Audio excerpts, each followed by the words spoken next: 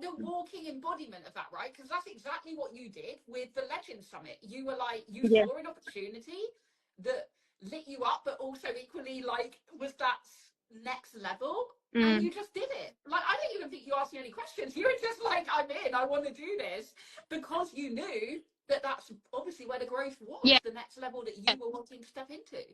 And I found you on Threads totally by accident. And it was just like, you were just like looking for people to be on your podcast. And I was like, fuck it. Like, I think I have something interesting to say, and I think I have something interesting to share. And I am not afraid of being in front of a camera, and I'm not afraid of using my voice. And so I pitched you, and you're like, yeah, fuck yeah, let's go. And then the Legends opportunity came along, and I was like, well, that's just the next step, right? Like, I had already been involved with you. Like, I had spoken to you. We'd had this great podcast. I'd listened to your podcast. I'd seen a bit about what you were sharing. And I was like, no, this looks like a really fun opportunity. And I look at people on stages and go, how come I'm not there?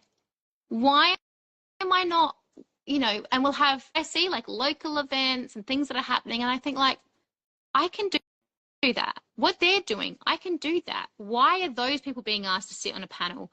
Why aren't I? Like, why are those people running masterclasses? Why aren't I? Like, why is no one asking me for this? And I was like, you know what? I need to stop waiting for someone to ask me and just take the opportunity that's offered.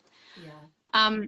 There was one part of your like marketing and messaging that was about turning pain into purpose. And that's just stuck with me. Now I get to say, I've spoken on a stage. Like I've already been thinking, like, next time you run a Legends headliner, like, why not?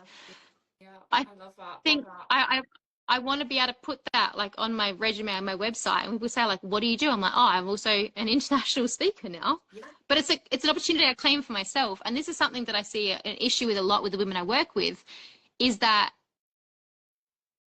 they're not willing to claim something for themselves. So my version of this was like, well, no one's inviting me to stand on a stage, so I guess I'll just do it. Yeah. If I don't take the opportunity, if I'm constantly waiting for someone to like hand me things, it's none. I won't be getting anything. Oh like writing the speech was a really good opportunity to actually get clear on who I am, where I've been, and why the challenges that I have faced in my life. But being able to get really clear understanding of why those pain points, why those pivot points in my life turned me into the person I am today. What I really enjoyed about the Raw framework was how it really encouraged me to, and I didn't end up doing this a lot in my speech proper, but the exercise I did leading up to it, which is kind of what I've done on this live, is to talk about like the shit that I'm dealing with right now and how I'm navigating it.